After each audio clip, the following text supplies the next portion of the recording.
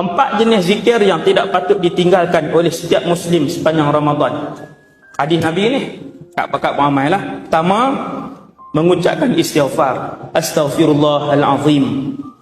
Alladzi la ilaha illa huwal hayyul qayyum wa atubu ilaih. Yang tu yang paling baik. Yang panjang tu no. Astaghfirullah sampailah wal hayyul qayyum wa atubu ilaih. Kedua, memperbanyakkan ucapan syahadah. Ini apa dia ni?